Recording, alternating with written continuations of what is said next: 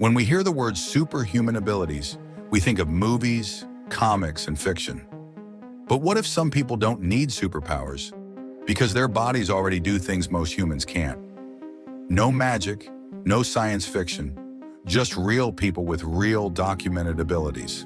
So the question is simple: do some humans actually have abilities beyond normal limits? That's exactly what we'll explore in this video. If you enjoy content like this, consider subscribing. Extreme strength under stress. When the brain removes its limits, there are rare, medically documented moments when humans demonstrate strength far beyond their normal capacity. This happens during extreme stress or immediate danger. In these situations, the brain releases large amounts of adrenaline, noradrenaline, and cortisol. These chemicals temporarily override the body's natural safety mechanisms. Under normal conditions, the nervous system limits how much force muscles can generate to prevent tendons from tearing and bones from breaking. But during life-threatening situations, those limits can be partially disabled. Emergency records describe cases where individuals lifted objects far heavier than their usual capacity, cases where people continued physical action despite severe injuries, and moments where muscle output briefly exceeded normal biomechanical limits.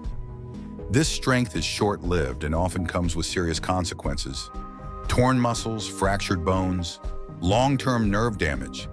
It's not a superpower, it's a survival override. And it proves one thing: human strength is often limited by the brain, not the muscles. But physical strength isn't the only limit the body can push. In extreme environments, survival takes a different form. How some humans endure extreme cold longer than expected? Under normal conditions, the human body loses heat rapidly in freezing environments. But research has shown that cold tolerance varies significantly between individuals. Some people can endure cold exposure longer due to higher brown fat activity, better blood flow regulation, controlled breathing and muscle tension, and long-term environmental adaptation.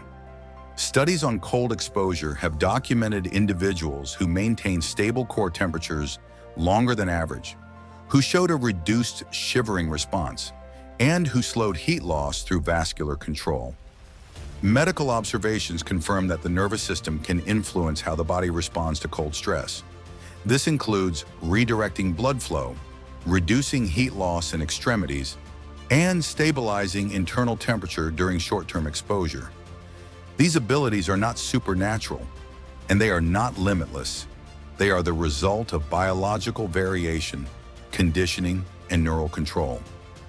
The body doesn't ignore the cold. It simply manages it more efficiently. But temperature isn't the only signal the brain can control. Let's move to the next form, which is pain resistance. When the brain changes the signal, pain feels physical, but it is processed by the brain. Medical research shows that pain tolerance varies dramatically between individuals.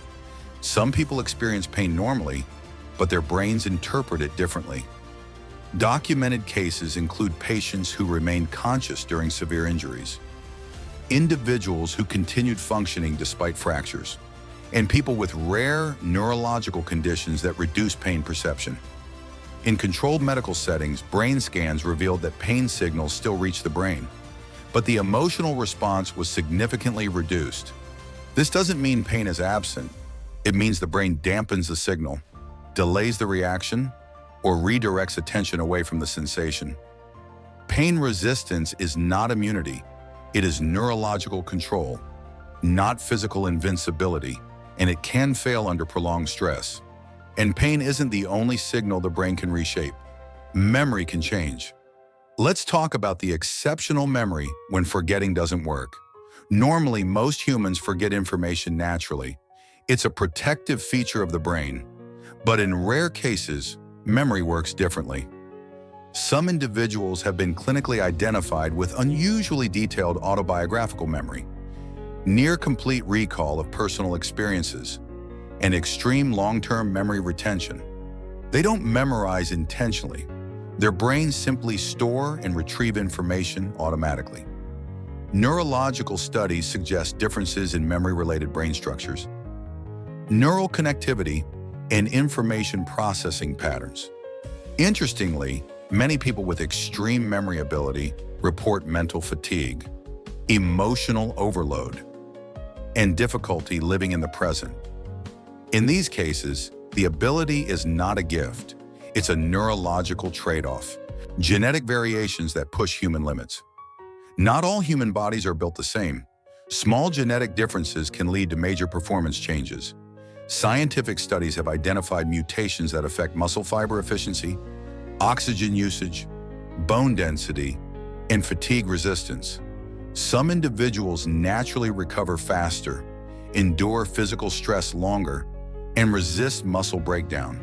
These traits are rare, but they exist across different populations and environments.